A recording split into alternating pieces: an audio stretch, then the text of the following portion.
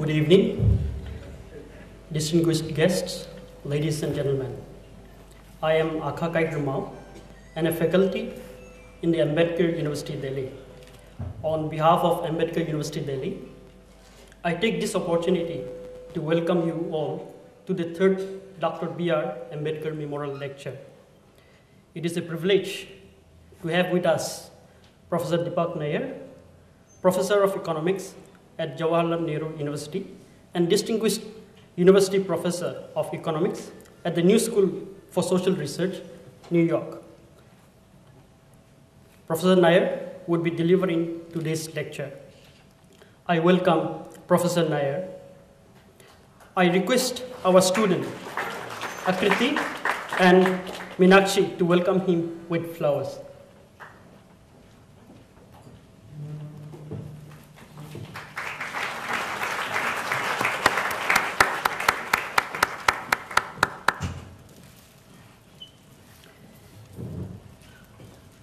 It gives me great pleasure to welcome Professor Romila Thapar, the highly respected historian.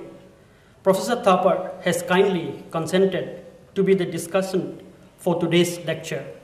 I request our student, Trishma and Hena, to welcome Professor Thapar with flowers.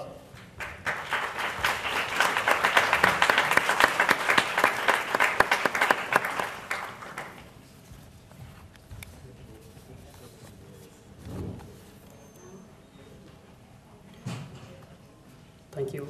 I now request Professor Shyam Menon, Vice Chancellor, Ambedkar University, Delhi, to introduce the Dr. B.R. Ambedkar Memorial Lecture series and today's speaker to the audience, and to call upon Professor Deepak Nayyar to deliver today's lecture. Sir, please.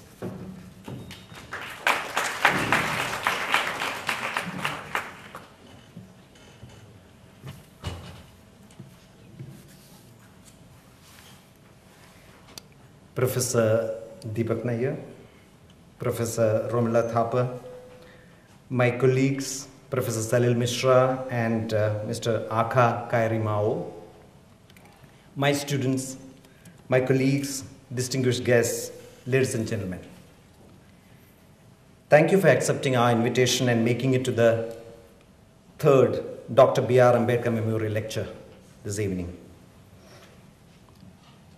Ambedkar University, Delhi, AUD for short, was established in 2008 with a mandate to focus exclusively on research and higher learning in the social sciences, humanities, and liberal studies.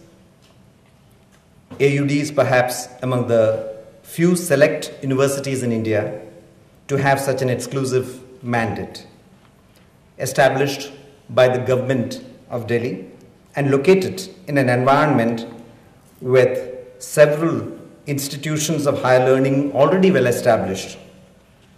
AUD was only too conscious of the need to create a unique niche for itself in its organic link with the city of Delhi.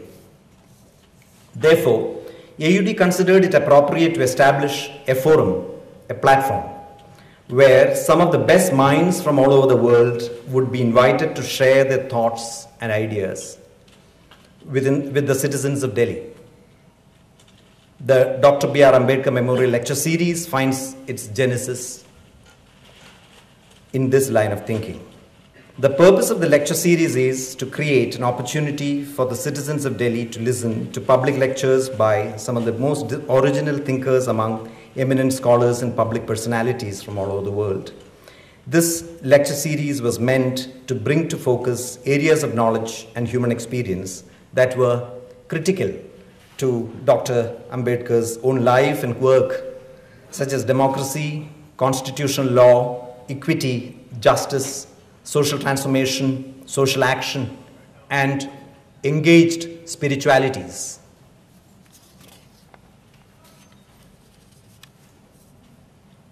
The Dr. Ambedkar Memorial Lecture 2009, the first one, was delivered by Professor Bikhu Parekh of the University of Hull and the Westminster University, the distinguished political philosopher. The second Ambedkar Memorial Lecture last year, in 2010, was delivered by the renowned social anthropologist, Professor Veena Das, from Johns Hopkins. Both these lectures have been published by AUD as monographs. The Dr. B.R. Ambedkar Memorial Lecture Series, Lecture 2011, for which we have assembled here, is the third in the series. It is the first time we have been able to organize this lecture on the 14th of April. We have always been trying to do that, but for some reason or the other, India International Center's own foundation day is 14th of April, so they always have some function here. And we were particular that this lecture series should be conducted not in the university campus, but in a centrally located area, because it's for the citizens of Delhi.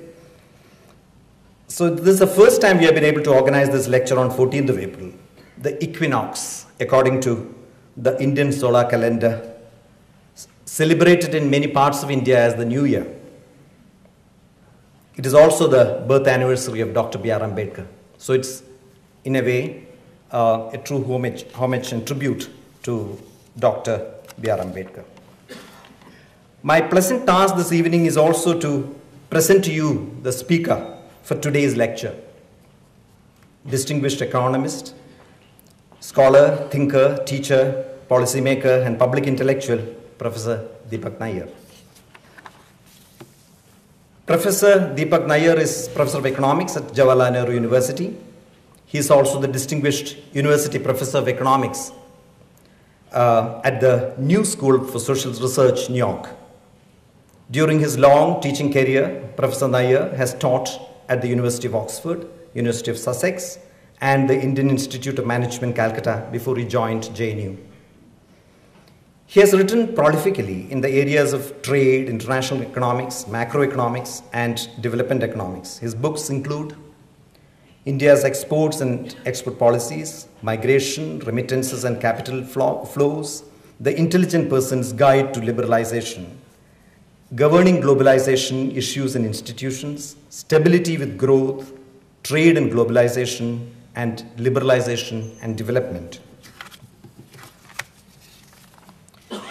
Professor Nayyar is one of the few we have in this country who have distinguished themselves in the world of scholarship as well as in policy making and institutional governance.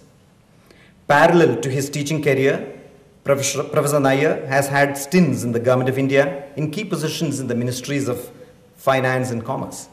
He had been the Chief Economic Advisor to the Government of India and Secretary in the Ministry of Finance. Professor Nayyar has held positions of leadership in several international organizations.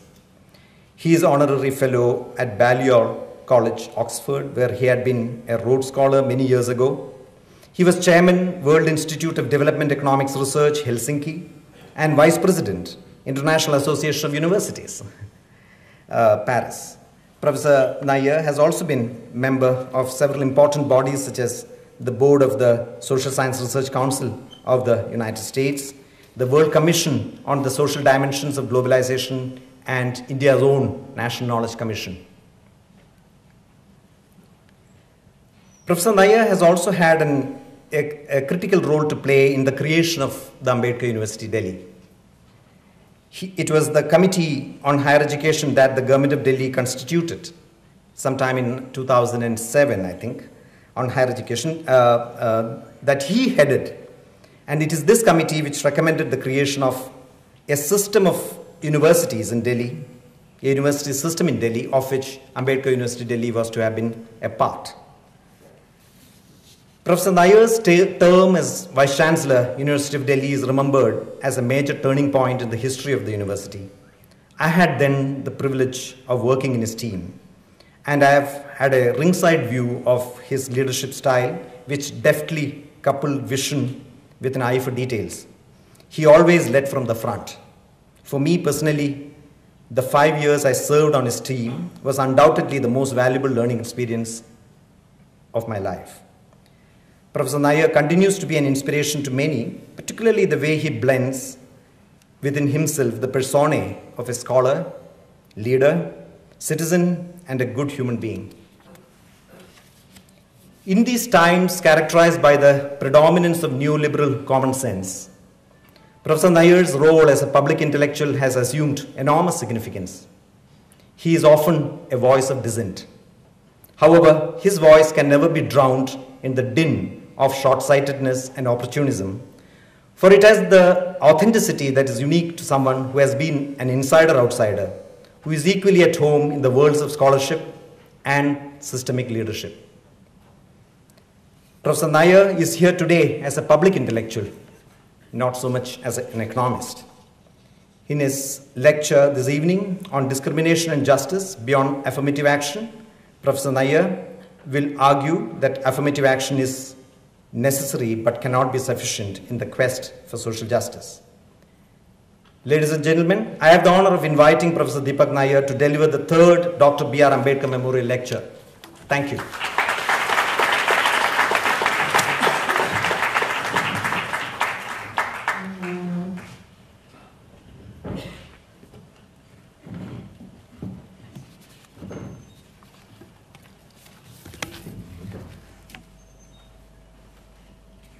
Vice Chancellor Menon, Professor Romila Thapar, Professor Mishra, Mr. Kao, distinguished guests, ladies and gentlemen. I consider it an honor and a privilege to be in your midst this evening. And I would like to thank Ambedkar University for their invitation to deliver the third Ambedkar Memorial Lecture on what is his 120th birth anniversary.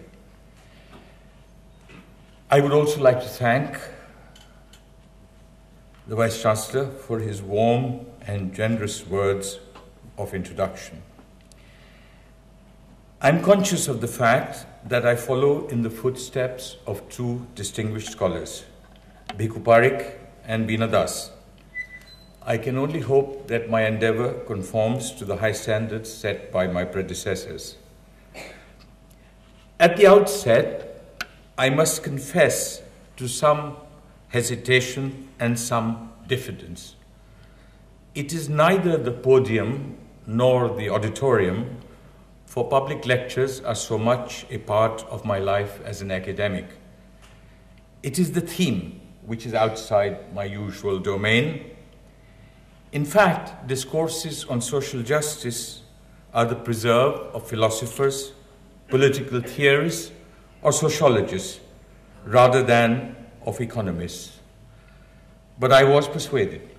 For that, you can blame Professor Shyam Menon, who moved from physics to education in a nimble, almost seamless manner.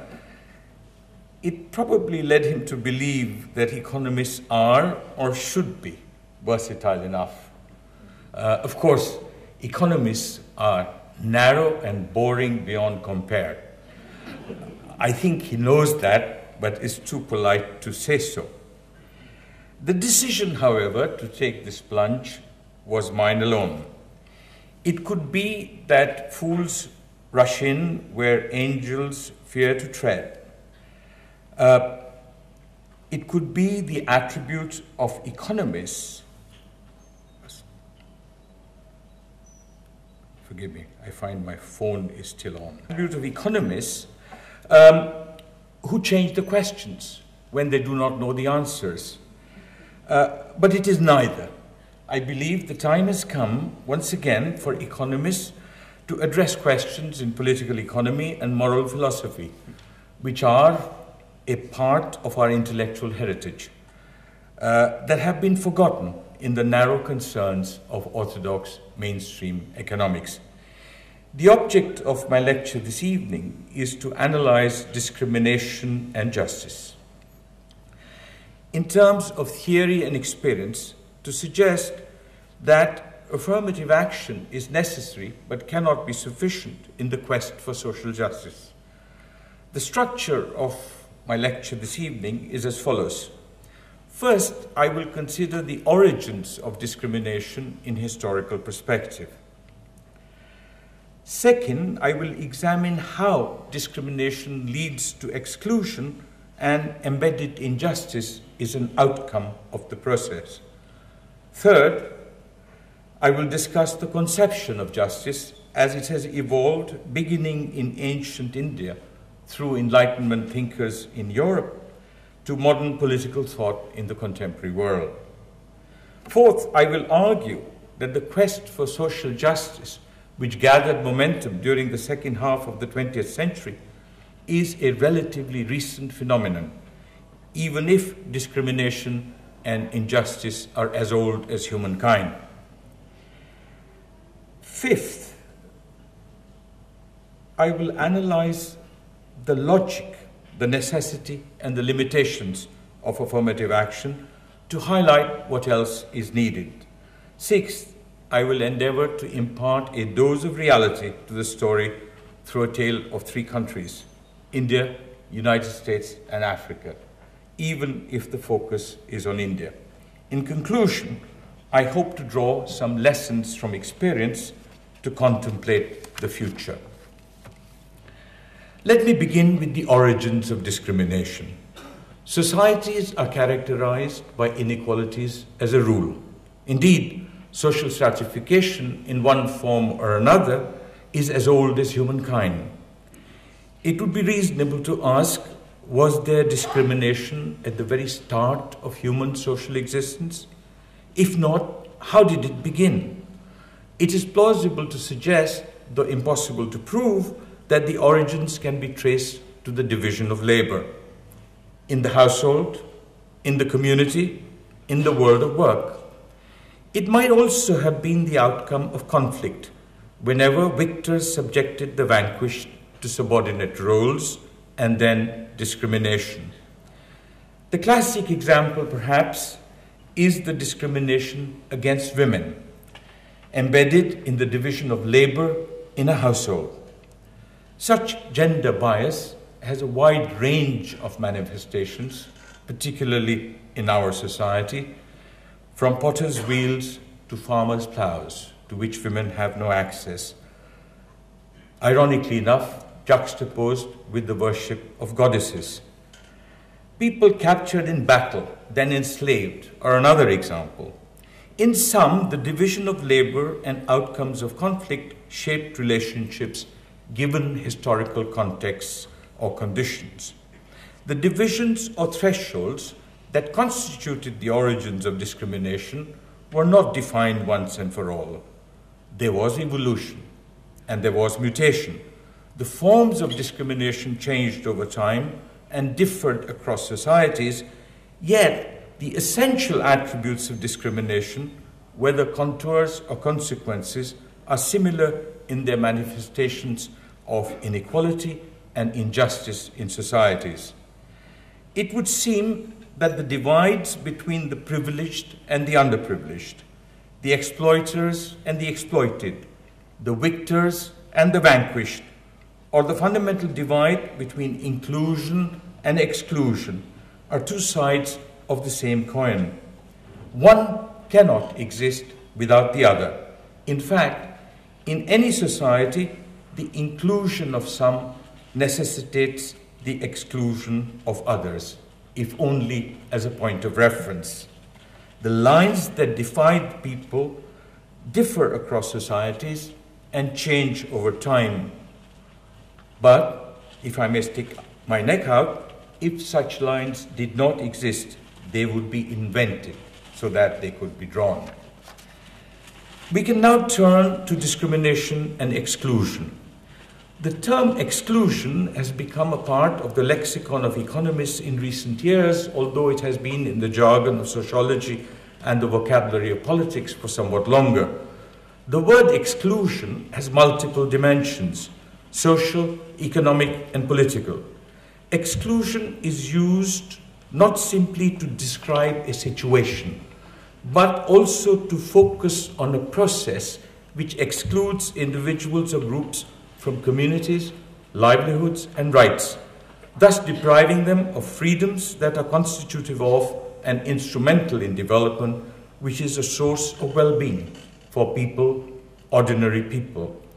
The essential point is that stratification is almost inevitable in economies and societies, which systematically integrate some and marginalize others, to distribute the benefits of economic growth and social progress in ways that include some and exclude others. There is a strange irony in this process, which is captured almost perfectly in an epithet from Joan Robinson, one of my favorite economists who taught at Cambridge. She once said, "There is only one thing that is worse than being exploited by capitalists, and that is not being exploited by capitalists." Joan Robinson was a profoundly original mind, but in this she was not. She borrowed from George Bernard Shaw, who once said, "There is only one thing that is worse than being talked about, and that is not being talked about." Much the same can be said about markets in societies. Markets exclude people as consumers or buyers if they do not have any incomes or sufficient incomes which can be translated into purchasing power. Their exclusion is attributable then to their lack of income, or what Amartya Sen calls entitlements. Such people are excluded from the consumption of goods and services which are sold in the market.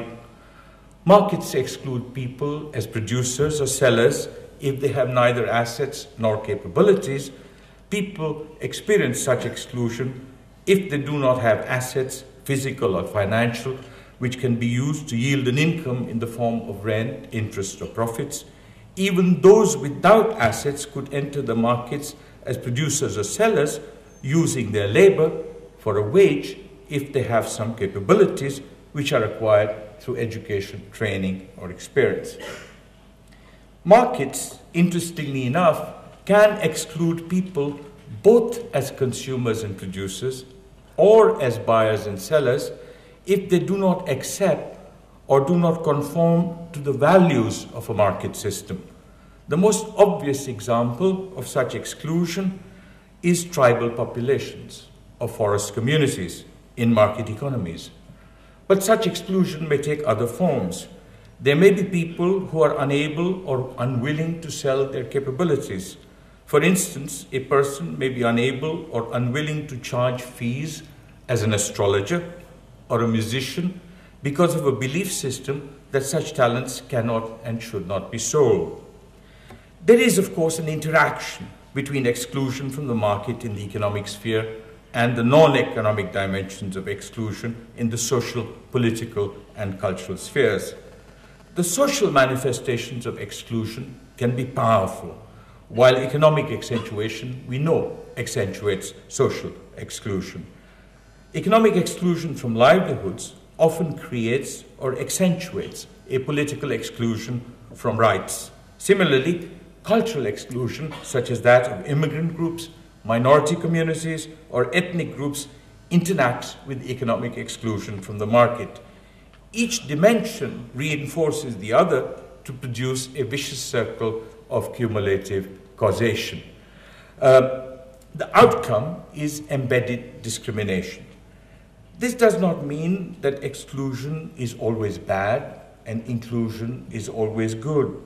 Coercive inclusion by markets, whether child labor, tribal populations, or immigrant workers, can be exploitative. The employment of women as wage labor on terms inferior to those of men provides another example. The basic point is that inclusion which is coercive or on inferior terms is not desirable.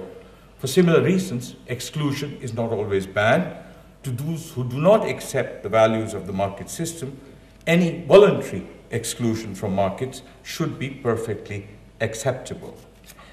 There is, in sum, a cumulative causation associated with exclusion as a process.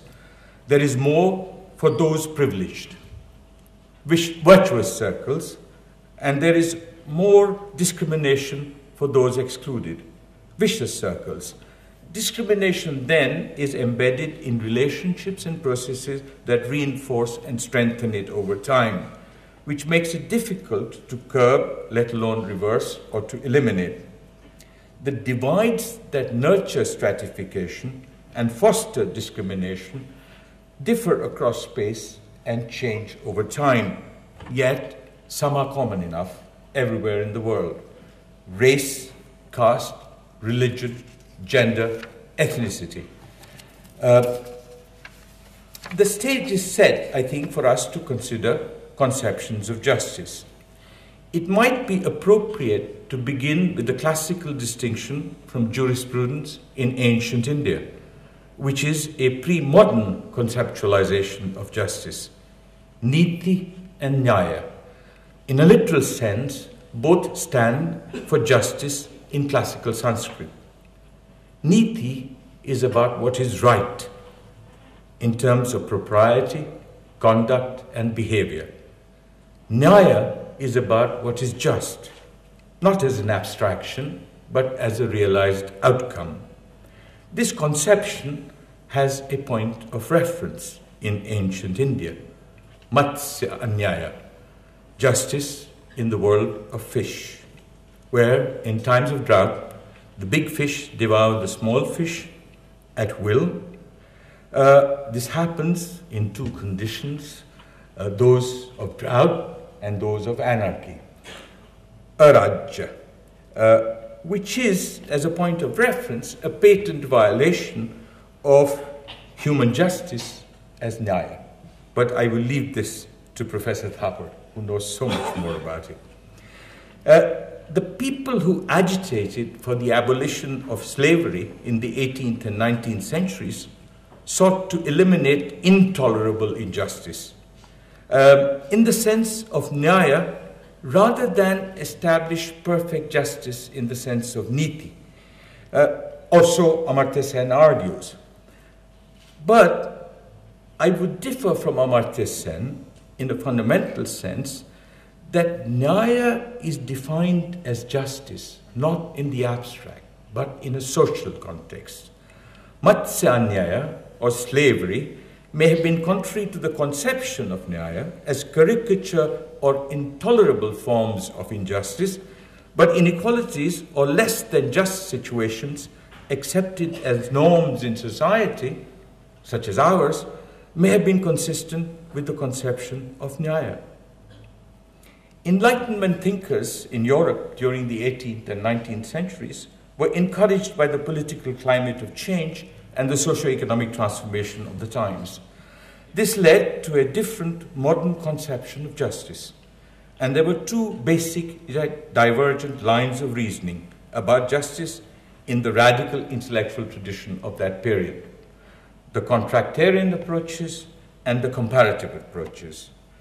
The contractarian approaches were initiated by Thomas Hobbes. They were developed further by John Locke, Jean-Jacques Rousseau, and Immanuel Kant. The social contract, then, was an ideal alternative to the chaos that might otherwise characterize a society. The most powerful and elegant exposition of this approach to justice can be found in the work of John Rawls, a leading political philosopher of our times. Other contemporary theorists, Ronald Dawkins and Robert Nozick, have taken a similar route. Now, in terms of the jargon in the trade, Amartya Sen describes this approach as transcendental institutionalism. But I think this approach can be explained in a simple manner. It has two essential ideas: that of a just society as an ideal, and that of institutions and rules as arrangements that deliver such a just society.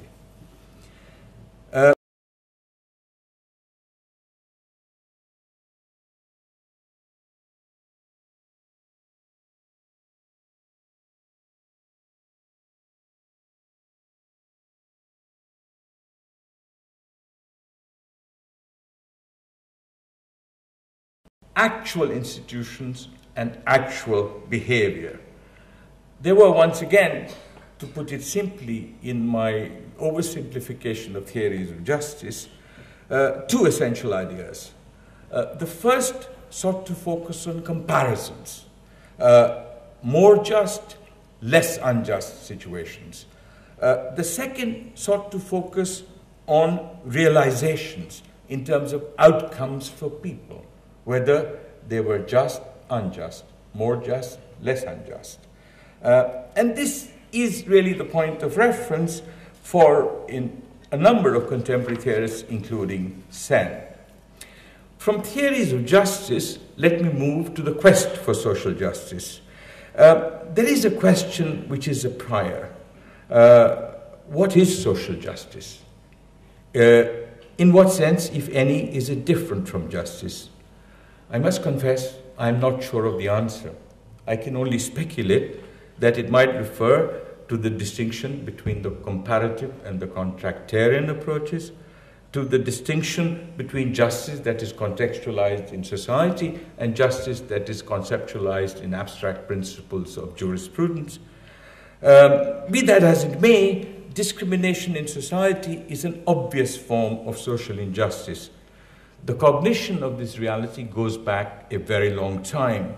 However, that social justice, or the realization that social justice is not an automatic outcome. On the contrary, it has to be discovered and established, is a more recent phenomenon. In fact, the quest for social justice, which seeks to reduce, if not eliminate,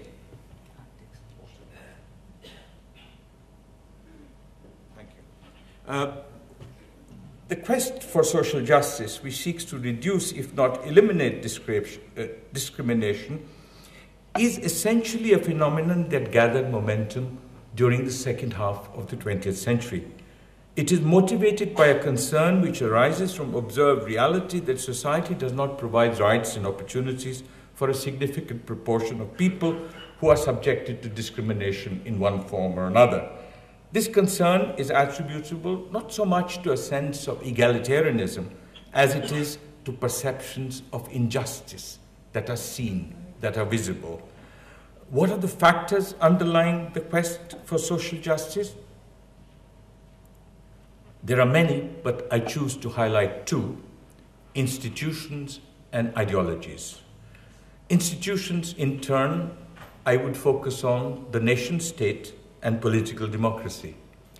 The emergence of the nation state was associated with the emergence of nationalism, which led to a slow but steady erosion of multiple identities that developed into a national identity.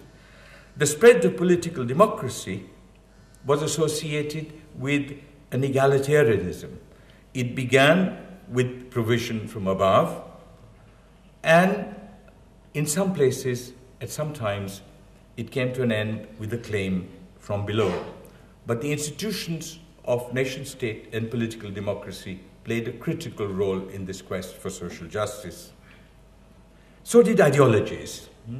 And I will single out two: capitalism and communism.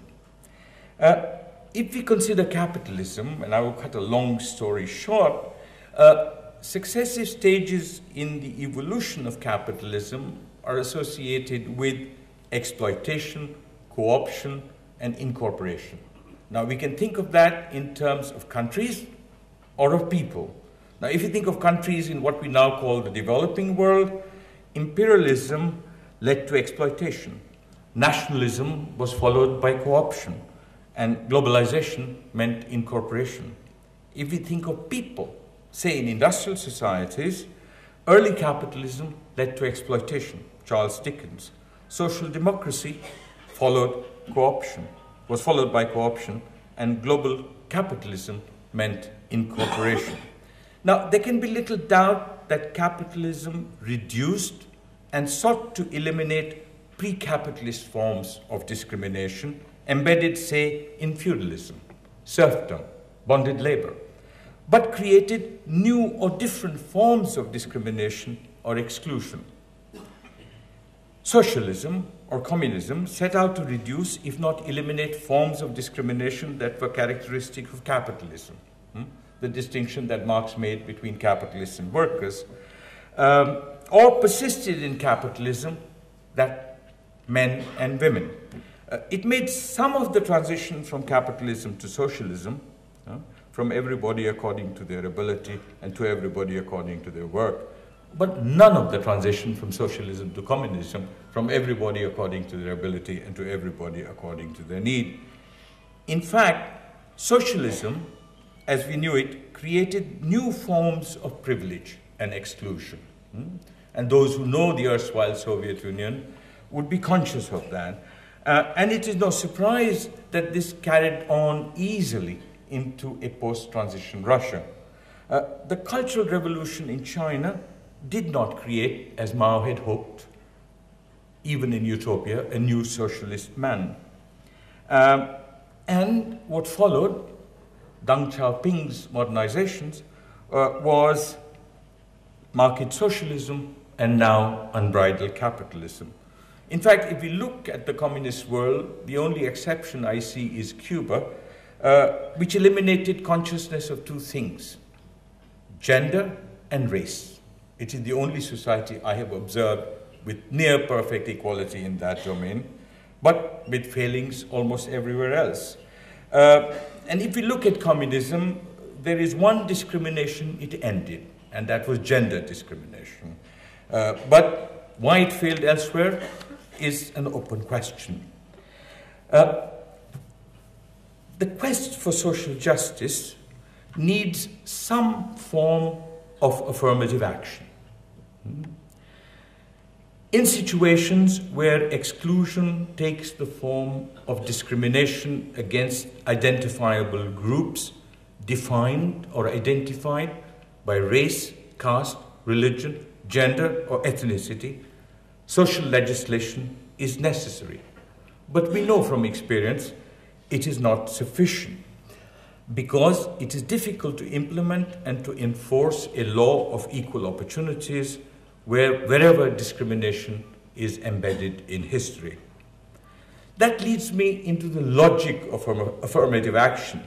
In situations where discrimination and exclusion has a history, affirmative action or positive discrimination in favor of the underprivileged or the excluded is necessary as a corrective to compensate for embedded discrimination.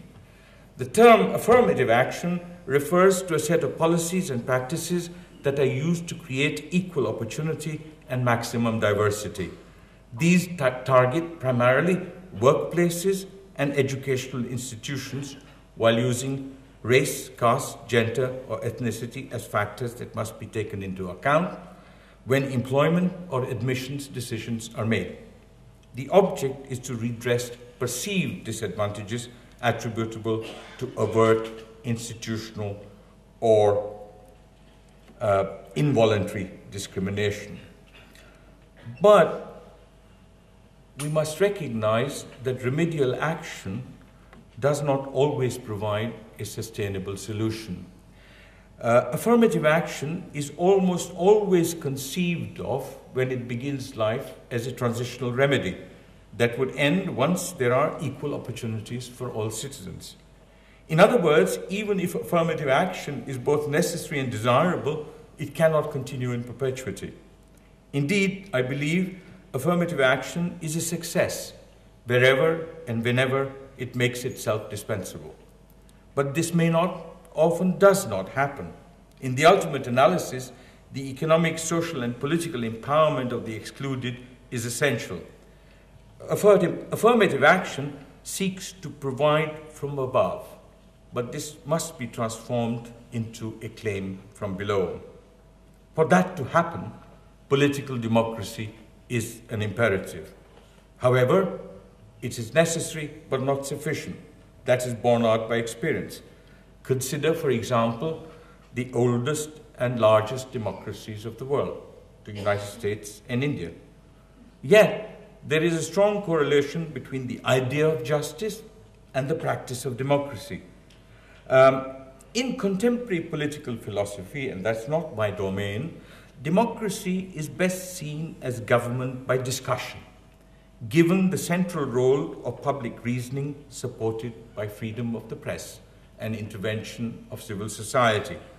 There is a critical role in this process for government as a catalyst, if not leader, through mediation and intervention, which has to be performed because in the ultimate analysis, governments are accountable to people.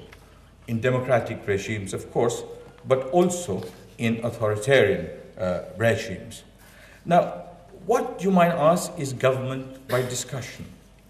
I found a wonderful few sentences in Nelson Mandela's autobiography, Long Walk to Freedom, where he describes how impressed and influenced he was as a young boy by seeing the democratic nature of the proceedings of local meetings that were held in the regent's house in his village. I quote, "Everyone who wanted to speak did so.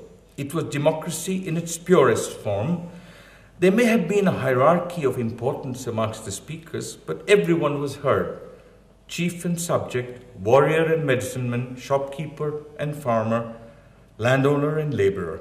The foundation of self-government was that all men were free to voice their opinions and equal in their value as citizens," stressing what political theorists call voice in democracy.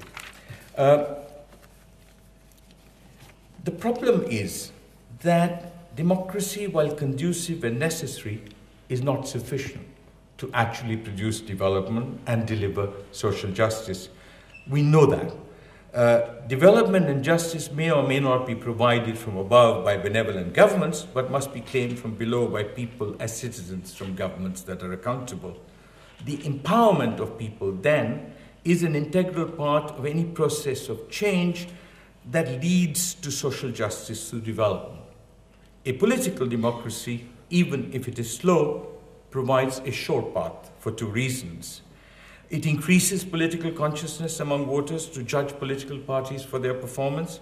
At the same time, it increases participation in political processes when it leads to mobilization on some issues. Anna Hazare, not so long ago. This highlights the significance of Amartya Sen's conception of development as freedom. Expanding freedoms for people at large constitute development, but the same expanding freedoms which empower people are instruments that drive the process of change in development. Of course, those who rule are not easily persuaded. In a speech at Oxford, at the Oxford Union in June 1957, Clement Attlee could not resist the temptation of making a little joke on this grand subject. I quote, "Democracy means government by discussion, but it is only effective if you can stop people talking." Now, the Clement Attlee epithet might indeed be the sentiments of the present government, besieged, beleaguered in the government of India. If only we could keep people silent or change the people. Now, it is clear that this cannot be done by democracy alone, by governments alone. I think there is a fundamental role for society. From the creation to the realization of opportunities for those excluded requires, first, social consciousness among those included, those who are privileged. And two, a rights consciousness among those who are excluded, the discriminated. Yet, there are persistent difficulties and stubborn obstacles. For one, there is resistance on the part of those privileged, those included. Why? The answer is simple. It is about ceding social, economic, and political space which they occupy. This is particularly important in societies where people are poor and opportunities are scarce. There is, for one, vested interest. There is, for another, embedded prejudice. These are both very difficult to fight and to remove. What is needed then is a social consciousness on the part of individuals and collective action on the part of communities. That is one problem, that there is resistance on the part of the privileged. But there is another problem. There is resentment on the part of the discriminated, those excluded. In the United States and in India, have often seen affirmative action as something that reinforces perceptions of exclusion because these identities are seen as labels, because these identities are seen as symbols of exclusion. So that the kind of redressal of social injustice is a very complex story. Okay. It is now time for my tale of three countries. I promise you, short as parables. There are three countries in the contemporary world that are characterized by a history of embedded discrimination and social injustice, which have sought to address the problem through affirmative action beginning in the second half of the 20th century. Their problems are similar in terms of consequences, even if they are different in terms of origins. First, in chronological order, would you believe, India, since independence, beginning 1950, where a largely indigenous population discriminated for centuries, indeed millennia, against and did injustice to a significant subset or a proportion of that same population, which we now estimate at about 1/4 the total. Second, the United States. Since the civil rights legislation, not the Civil War in 1865, since the civil rights legislation in the mid-1960s, where a European migrant population that practiced discrimination against indigenous people who were mostly eliminated, the native population, the American Indians. The few who are left now live in abject poverty in remote reservations with almost no integration in society. And the same European migrant population discriminated against immigrant slaves who were brought from Africa, the black population, now the African Americans, who are 10% of the total population. Third, South Africa, since liberation in 1994, where a small migrant population of settlers from Europe practiced discrimination against the native African population, but the indigenous people remained, and they are more than 80% of the population. To this, you can add the Indian population, which went as indentured labor between the abolition of slavery in the British Empire in 1833 and about 1870, a new form of slavery, who are about 7% of the population.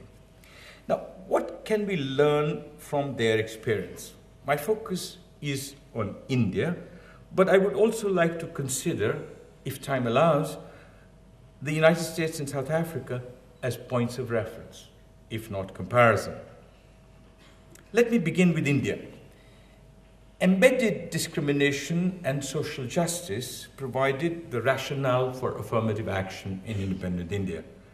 And the Republic of India introduced it as part of the Constitution. And Dr. Ambedkar was one of the architects and the authors of that Constitution.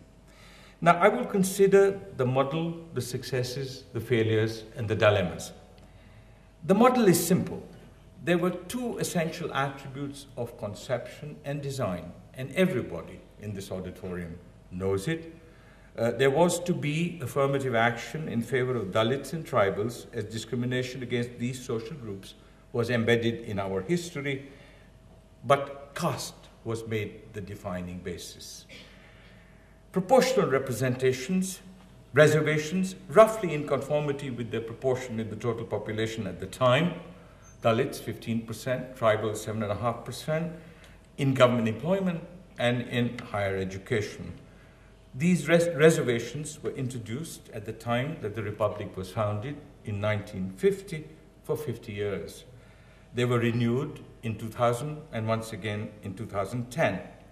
Such reservations, everybody here knows, were extended to other backward castes, OBCs, in 1991 for employment in the government sector, and in 2006 for places in higher education at 27.5%, both. There is now a draft legislation proposing that 33% of seats in parliament and state legislatures be reserved for women, and that is like waiting for Godot. It was done, though, in panchayats some years ago. What are the successes? The experience of the past 50 years suggests that prima facie, the objectives of reservations have been met insofar as the quotas have been filled in terms of A, proportional representation in legislatures in the states and in parliament in Delhi, B, employment in government and in the public sector, particularly at lower levels. Clearly, there is an inclusion for some, and there can be little doubt that the situation would have been worse, distinctly worse, without such affirmative action. Success, therefore, lies in the counterfactual. But that has another dimension. Outcomes, in my view, could and should have been better. Where then are the failures? Outcomes of reservations in higher education were not quite as good as in government employment. The situation would have been much worse without affirmative action, but could have been far better if such intervention had been more effective and more purposive. Even after 6 decades of reservations, the quotas for scheduled castes and scheduled tribes in higher education remain underfulfilled by large margins and are simply not met, either because a sufficient number do not make the threshold in terms of a much reduced minimum as entry point, or because admission processes circumvent the stipulation by stealth, yet design. The dropout rates are high, while the completion rates are low among scheduled caste, scheduled tribe students who do obtain admission through reservations in higher education. The reason is simple. Their school education has not been good enough to prepare them for higher education. And most higher education institutions, but for a few exceptions, do not make any serious attempt, indeed any attempt at remedial teaching. There are a few exceptions, individuals and institutions, but most such students who come through reservations in the higher education system are first-generation learners and are not at par with the average student in the world of work.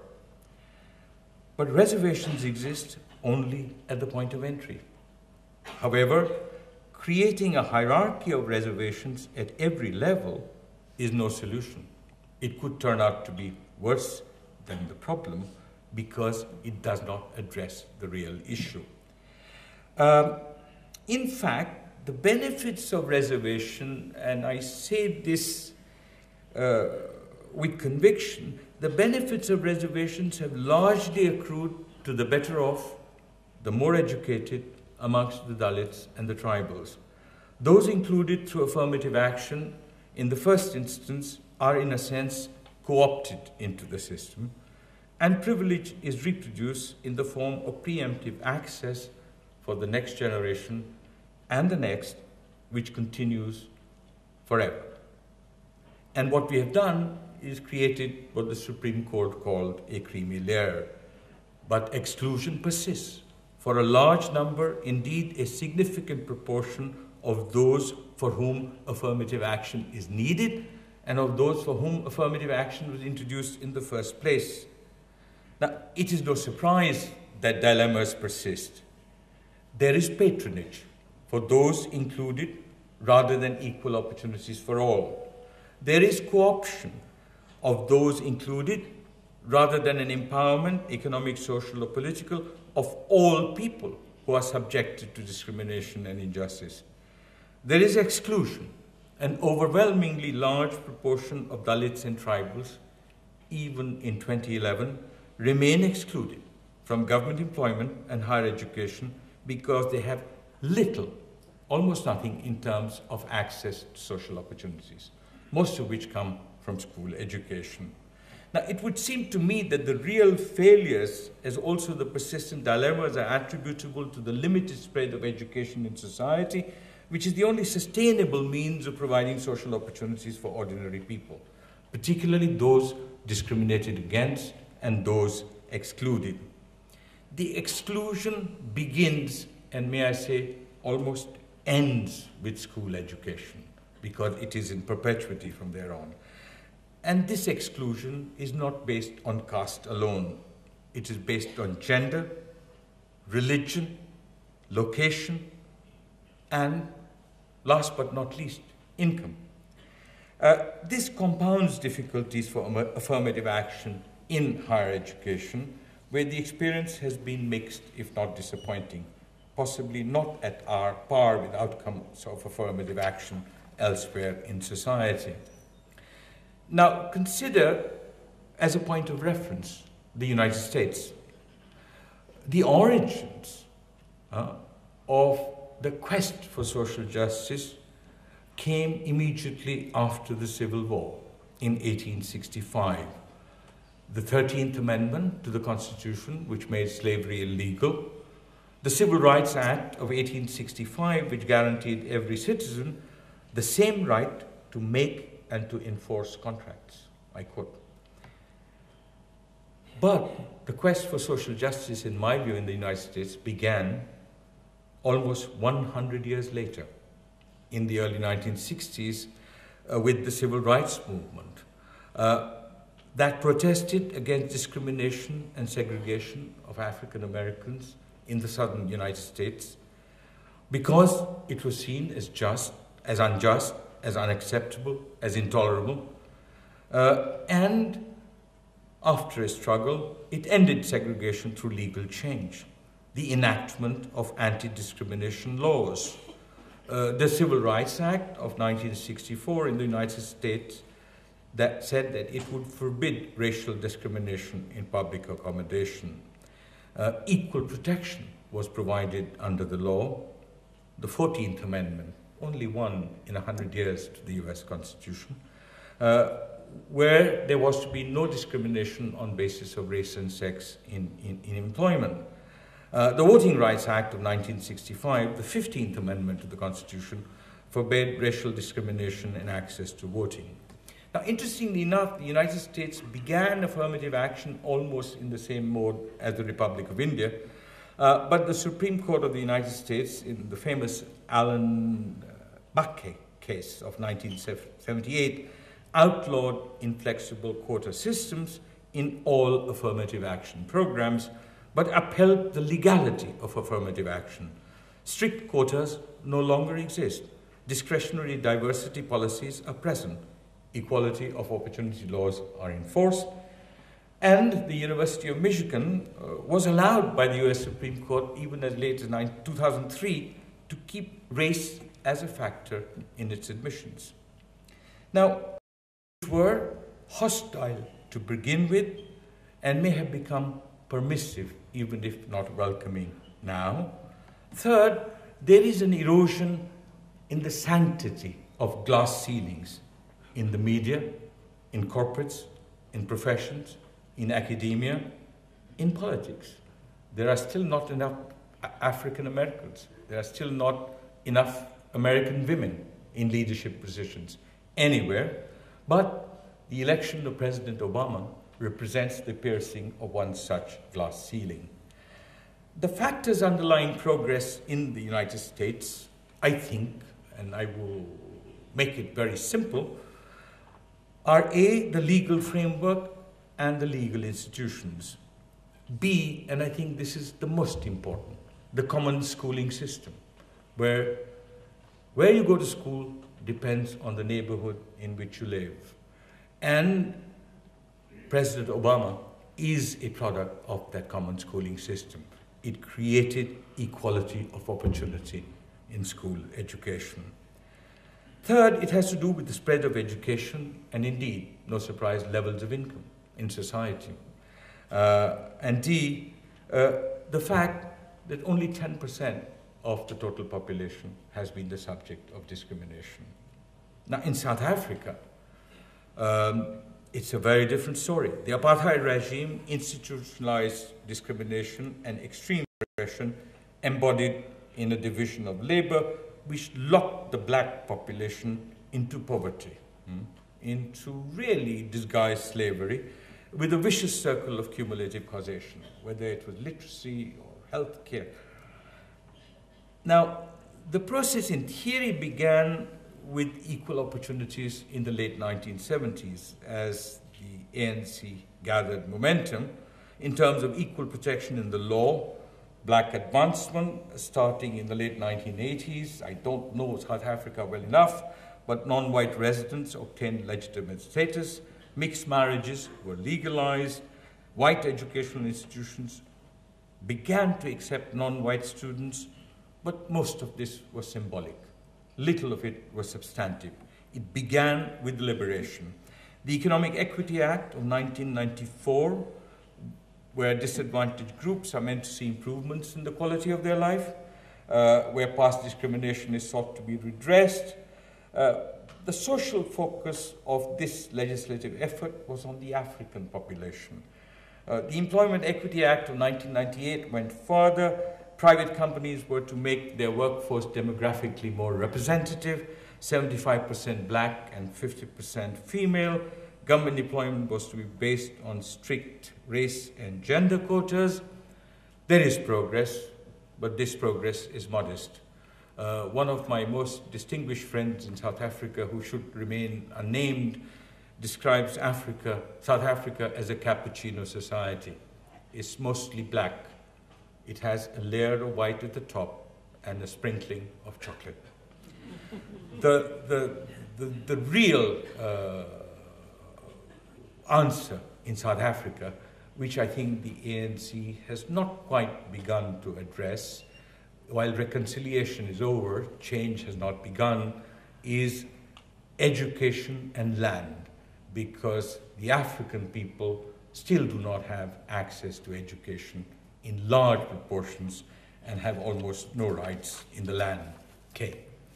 Well, time and patience are both exhaustible resources. I'm going to conclude. Where do we go from here?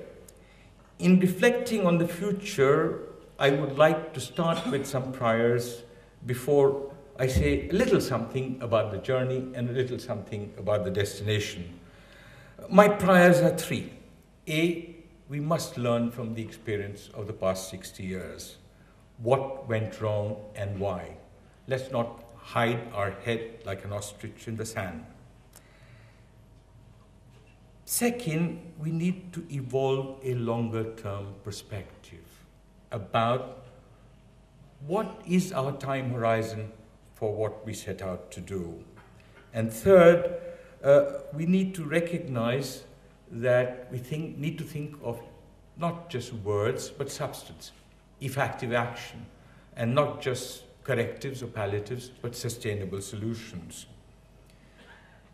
Now, if we begin with those three priors, I will say three things each about the journey and the destination, okay?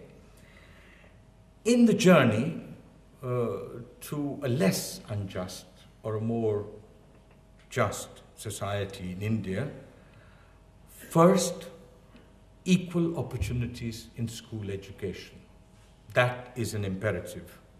We know that access is unequal, that completion rates are uneven, that dropouts are asymmetrical.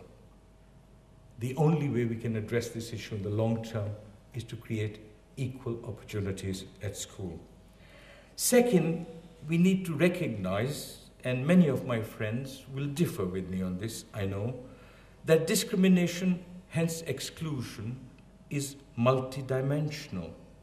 We cannot turn a blind eye to that reality. In India, for example, discrimination is not only about caste, because that is confined to Hindus. It is about religion. Look at the findings of the Sachar Committee. It is about gender.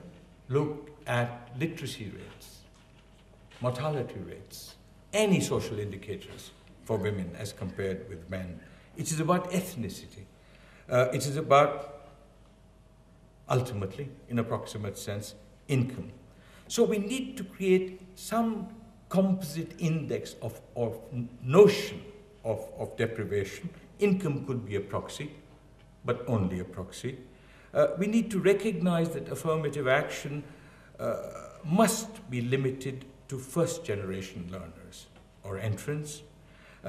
We must think of an Equal Opportunities Commission to ensure implementation and to adjudicate conflicting claims, say that of Gujars in Rajasthan.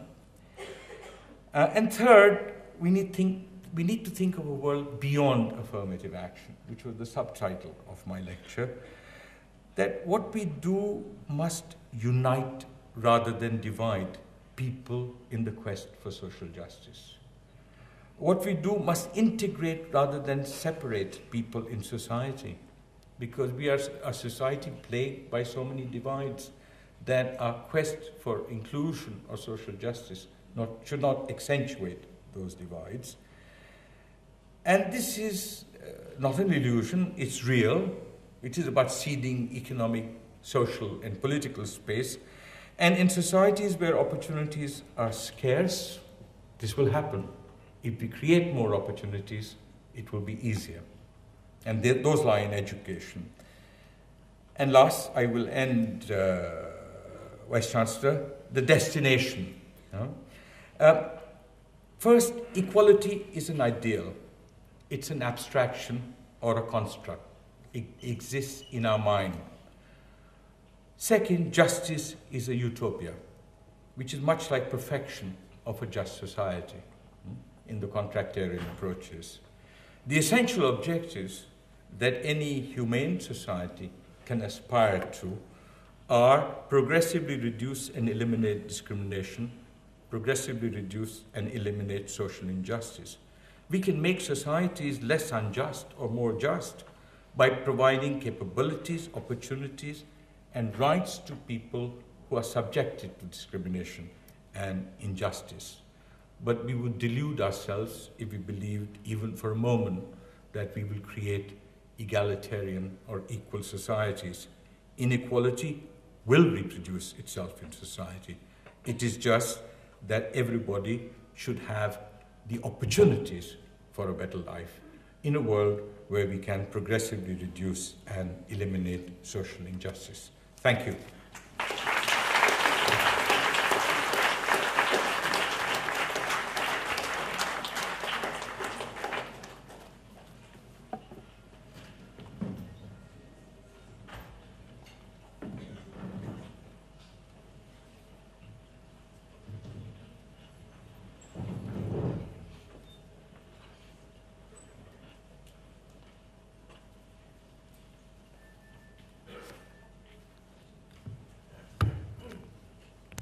Thank you, Professor Nayyar, for this very engaging exposition and analysis.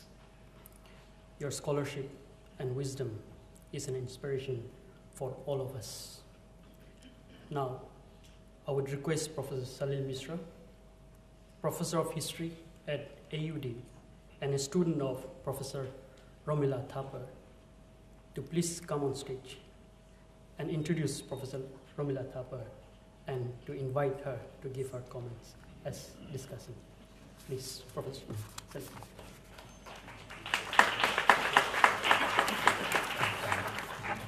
Thank you, Akha, and thank you very much, Professor Nayyar, for giving us so much to think about and talk about and discuss over the next few days, combining complexity with so much of clarity. It was really remarkable. So thank you very much for it.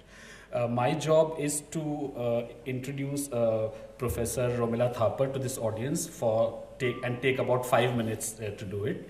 And the standard format for this is to start by saying that Professor Thapar needs no introduction, and then to list her achievements and accomplishments and the number of books and the articles that she's written. I'll obviously not do that. What I will do is to speak from the vantage point of a student, history student at the Center for Historical Studies during late 70s and 80s. So as a student and as an observer at the center, for distinct and lasting contributions to the world of Indian history. And I'll briefly talk about these four. One, she has established through her research and writings the contemporaneity of ancient Indian history. I think this is very, very important. This point does get missed out. In her treatment, the ancient period of our history does not emerge as an isolated and insulated, far-off segment of India's past, something out there. important in itself, but otherwise not very necessary for an understanding of contemporary India. I think Professor Thapar has very effectively demolished this myth and demonstrated through her work that it's not just possible, but socially and intellectually extremely necessary to look at the ancient India from the vantage point of today. The ancient period of our history has a lot to do with and a lot to tell us on the important questions of power and culture today. So in some ways, she has made ancient history relevant and topical and contemporaneous for non-ancient people and non-history people also. Two, she has played a very important role in, along with other historians of her generation, in acquiring for history a seminal, very central position within Indian social sciences through the 60s, 70s, and 80s. If history acquired a very central position within Indian social sciences and also enriched social sciences a great deal through the decades of 60s and 70s and 80s, it was thanks, no doubt, to the contributions made by historians like Professor Thapar and her colleagues. And I think I have to say that there has been some kind of regress in this field. History isn't quite playing the same role as it was playing. It is not enriching social sciences as much as it did from a history's vantage point in the 60s, 70s, and 80s. So I think history isn't doing that now, what it did do so effectively and so powerfully from 60s onwards. Three, Professor Thapar has always combined historical scholarship with societal commitment.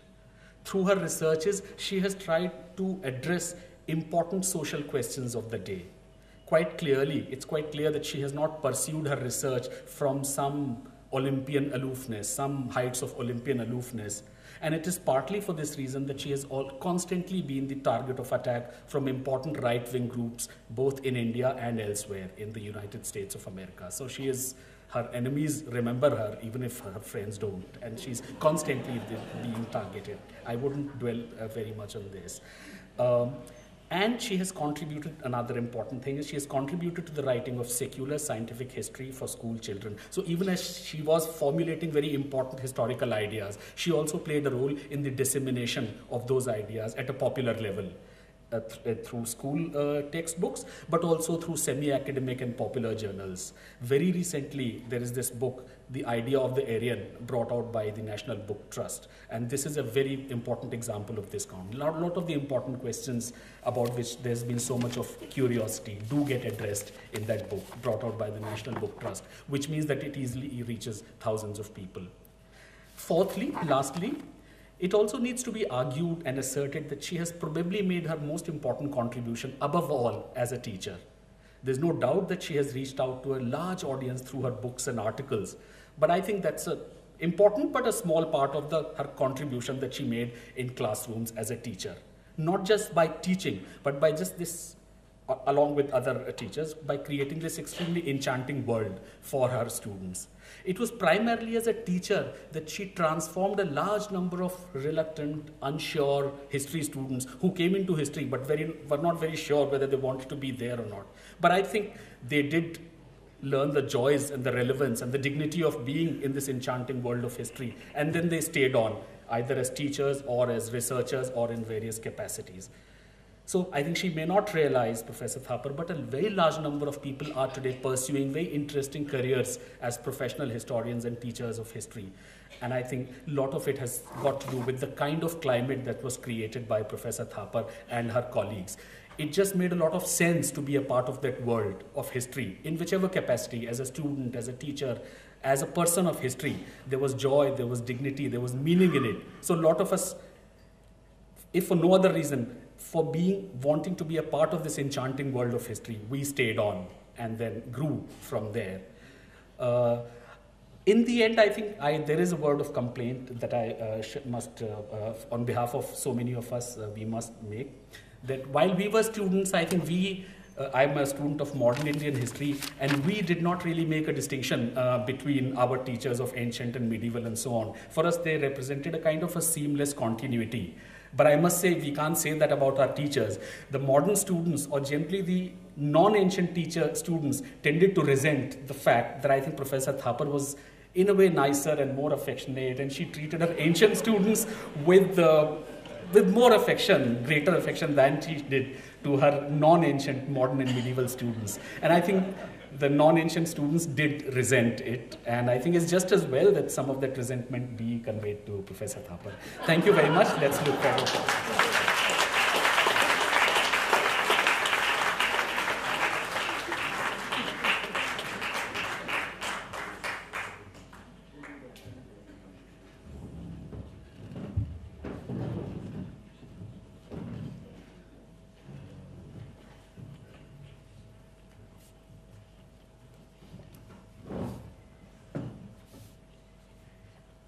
Mr. Vice-Chancellor and friends, I must begin by thanking Professor Mishra for that very generous and lovely introduction. It makes me feel very good. Thank you. The talk. My problem with the talk is that when one hears a talk as impressive and lucid as the one that we have just heard, I don't know what a discussant has to say about it. I mean, I really am at a loss because I go along with it. But I had jotted down a few points, and I think maybe I'll just wiggle around at a sort of tangential level and bring in some of the ideas and my thoughts on those ideas. I liked very much the notion that affirmative action is necessary but not sufficient for social justice. I think this is extremely important. It needs to be emphasized, underlined, and we have to understand the implications of it as brought out by Professor Nayyar. If we focus only on affirmative action, we may overlook the factors that are necessary and required to ensure social justice. And I think that this is something that we have to consider. The two are integrated, but the two are also somewhat different. In a sense, I like the distinction, and in a sense, the question that it raises is that in the 18th and 19th centuries, as Professor Nayyar pointed out, there was a quest for social justice. In the 20th century, it seems in some dominant parts of the world to take the form of affirmative action.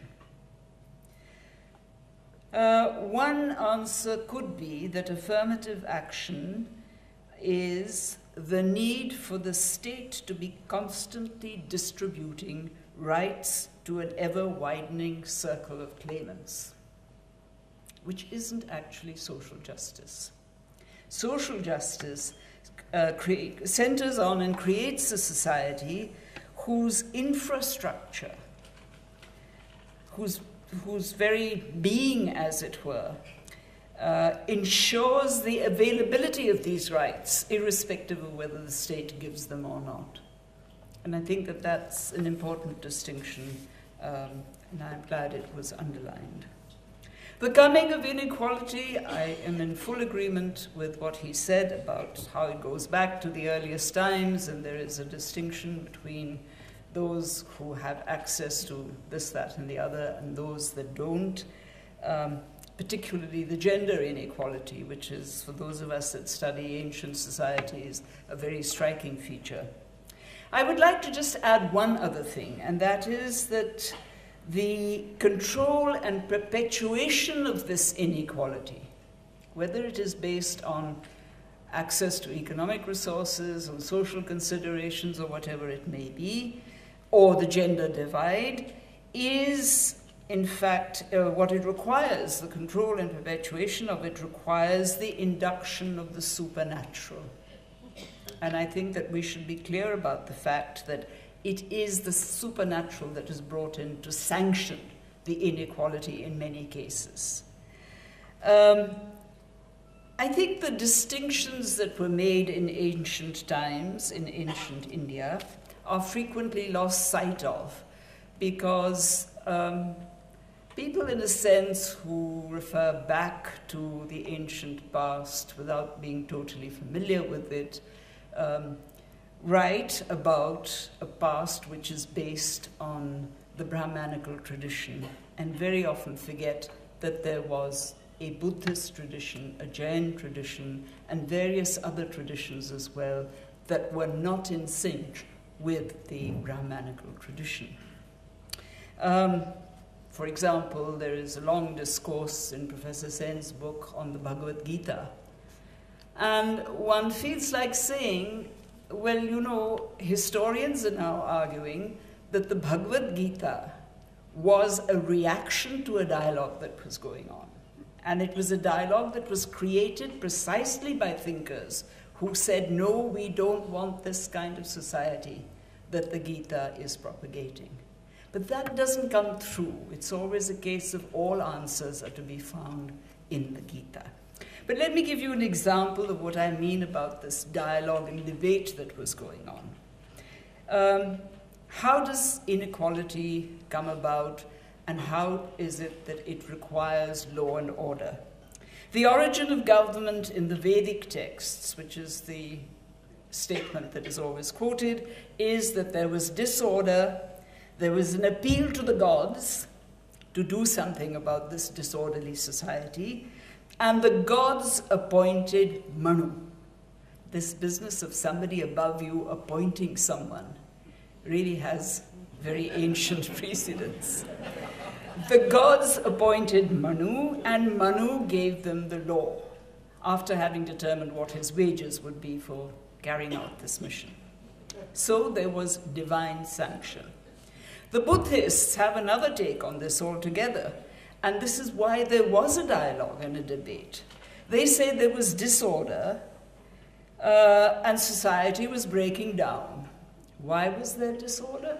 Because there were two institutions that were bringing it about: the family and private property. Engels was not the first person to argue that. It was argued much earlier. And therefore, write the Buddhist authors, because of the existence of the family and private property, there was disorder, disunity, there was confrontation, and people got together and elected one person from amongst them and invested him with the authority to constitute the laws. The gods are nowhere in the picture. Now, I think this is a very fundamental difference which doesn't come through in a lot of the popular writing on the subject, that there was a debate, there was a discussion that was going on. Discrimination and exclusion are interwoven but different. I would say that the question that really concerns us is that does discrimination become exclusion? Does discrimination precede exclusion? Does it follow exclusion? Discrimination can be based on a common identity where a society breaks down the identity into a hierarchy. Exclusion, on the other hand, but for the gender exclusion, which is natural, the other exclusions are all created by society. They're man-made, whether it's race or caste or religion, or the worst of the exclusions, which the Indian civilization boasts of, purity and pollution, pernicious exclusion. These are all created by human beings. And therefore, this gives the definition of justice, and social justice in particular, a context which can change. And I think this is very important. This is something that was underlying what Professor Nayyar was saying, that social justice is not something that's out there. It's something that's with us all the time. It has a context, it goes on changing, and this is exactly what happened in the past. Nyaya and Niti. Yeah, Niti is guidance, good conduct. Nyaya is judicial procedure that leads to it. The question that is not asked is, how is Niti defined? What did they mean by it? In social terms, it meant the Varnashram Dharma. Quite clearly, that was Niti, and Nyaya was based on that. Therefore, if something was different, How did they cope with it? Did they cope with it? What's very interesting is that these are slightly later terms that come in by my standards later, in the sense that one differentiates between the early BCs and the later BCs. What is interesting is that the one person who really does talk about social justice and discrimination and exclusion is the Mauryan Emperor Ashoka, who is, of course, rather ambiguous on some aspects of this. He's very hard on the Buddhist sects, but on the others, it's, you know, everybody has equal rights. But what is very interesting about his edicts is there is no mention of Varna, there's no mention of Jati. And he's talking about Indian society on a very large scale. What does he talk about? He talks about Vyavahara, behavior, the behavior of one person to another, which is fundamental to his definition of social ethics. And what does he say? That this behavior has to be uniformly observed. So there's no question of the Brahmin has a higher status and gets off with a great deal, and the Shudra has a lower status and therefore is punished 4 times as heavily as is the Brahmin, and so on, as is stated in some law codes, not all, but some. Here it is uniformity, and punishment is also uniformity. Danda samata, absolutely the same for everybody. And then there are, of course, the various discussions about how he talks about you must honor the other sect rather than constantly extolling your own, because by honoring another man's sect, you are in fact praising your own act of tolerance. But be that as it may, that's another matter. How does one annul exclusion? Does one annul it? The historical conditions that have produced it have to be changed. Now, this is where I think many of us really don't pay enough attention to how did these exclusions come about. When we talk about, for example, affirmative action today, how many people really discuss what was the basis of this in the past and how did it develop? And I think that is extremely important. Secondly, we have to annul the ideology that justified it. And this is where you run into problems of all kinds, because the ideology that justifies exclusions in history is very often an ideology that is deeply tied into religion. And most people will not stand up and oppose that. I think that the examples that Deepak chose of the USA and South Africa and India were extremely apt because they are comparative examples.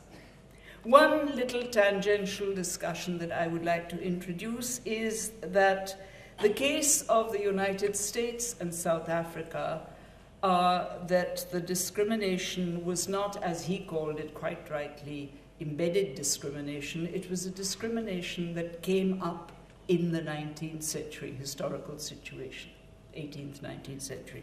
In other words, it was a product of colonialism. In America, they decimated the indigenous population and then brought in labor to work the plantations from Africa, in which, interestingly, a lot of highly civilized countries were also involved, like the states of North Africa, who were party to the slave trade, collecting African traders and sending them out on American ships to the USA. But that apart. In the case of South Africa, they didn't decimate the indigenous people. They turned them into labor. They also imported indentured laborers to some extent, Indian, but they also imported a middle class. The Indian middle class in East Africa and South Africa was imported under the colonial scheme. So there you have not just the blacks against the whites, but you have the whites against the browns against the blacks. It's a triangular discrimination. And one would really like to see how affirmative action in that triangular discrimination was carried out. Was the nature of discrimination the same, or was the mobilization against discrimination discrimination the same, or was it all rather different? And this brings to my mind another thing that we might be witnessing in the future, those of us who happily will live on for another 30, 40 years, which I certainly won't do. And that is the continuation of a kind of discrimination in a different historical situation. I'm talking about societies today that face problems of multiculturalism and plural development. Britain, France. What is going to happen to discrimination there? What kind of form will it take? Will there be affirmative action? How will they work out this affirmative action? Because it's not a one-to-one situation between the blacks and the whites, or a three-way situation. In fact, not even a three-way situation in South Africa, because the browns are so close to the whites anyway. But I think that this post-today situation in Europe is going to be quite interesting, and ties in, I think, very closely with what Deepak was saying about embedded discrimination. Because the kind of discrimination that you get in these long historical societies is embedded discrimination. And I think this is a very useful contrast that he made about the nature of discrimination. How will affirmative action work in India? There are the problems of embedded discrimination, which are rather different. How do you really shake up people and get them to see that this is discrimination which is not helpful? This is not something that the gods ordained many centuries ago in past time, and which carries on because the future of society depends on it. And how do you bring about social justice? Is affirmative action sufficient? And I would agree with Deepak that it is not sufficient to bring about social justice. And so what do we do? Do we say, as some of us have argued, that in a sense we started off on the wrong foot?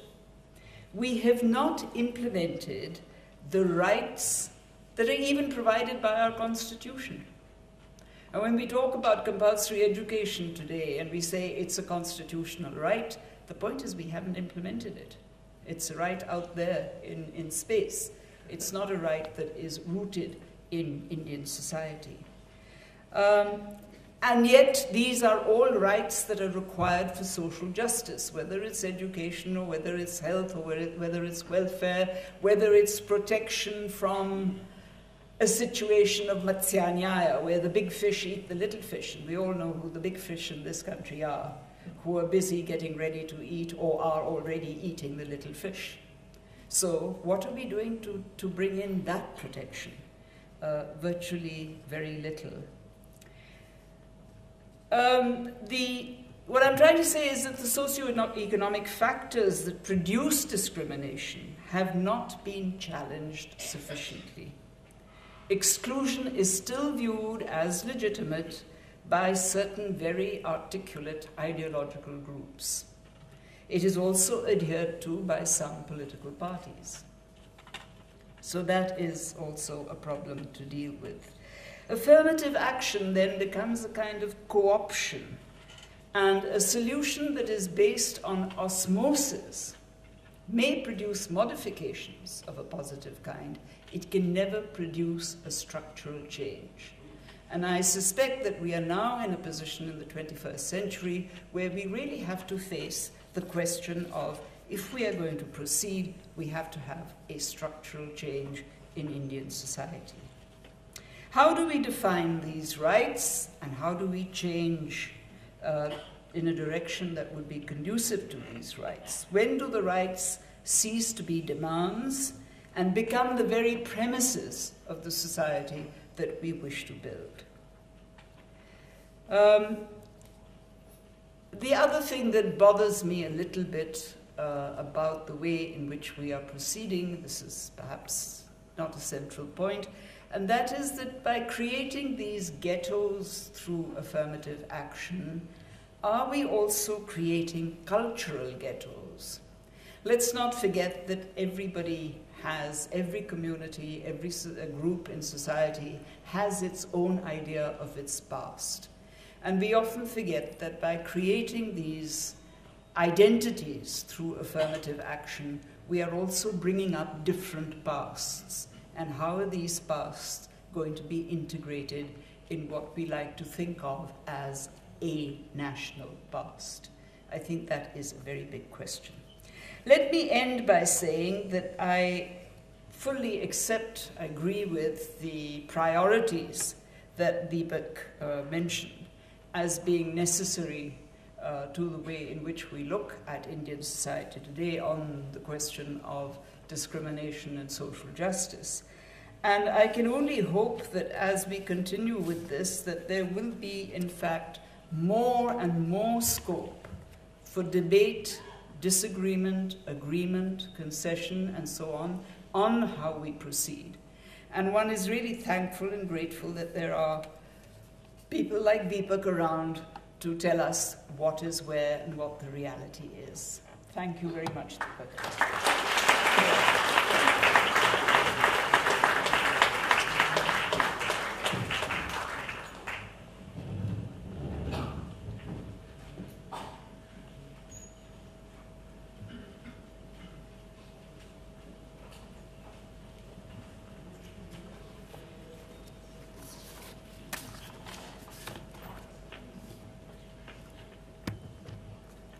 Thank you, Professor Nayyar and Professor Thapar. It has been an intellectually riveting evening for all of us present here. This has been an extremely prestigious occasion for Ambedkar University, Delhi. We are grateful to you, Professor Nayyar, for acceding to our request to deliver the lecture. Thank you for the very stimulating and enlightening exposition. Thank you, Professor Thapar, for sparing your valuable time and allowing us a glimpse into your ongoing conversation with Professor Nayyar's work. Now, I would request our student, Arpita and Nikita, to present a small token of appreciation from our side to Professor Deepak Nayyar.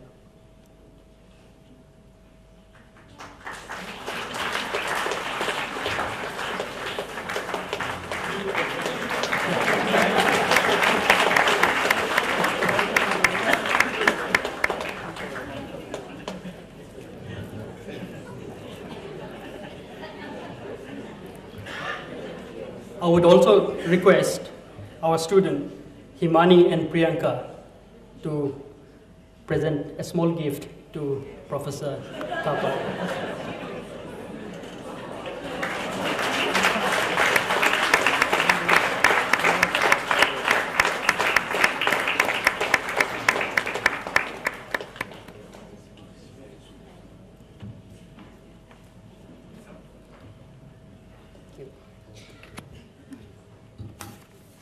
We owe a special thanks to the India International Center for allowing us to use their premises and for all the arrangements for today's function.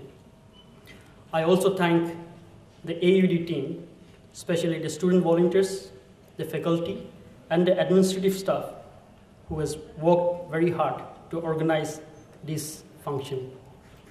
I also express our gratitude and thanks to all those well-wishers of the university for their help and cooperation in making this lecture a successful event.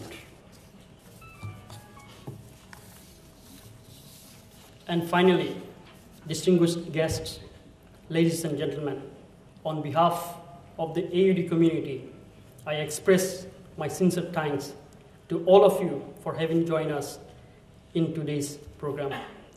Thank you all. Have a nice evening.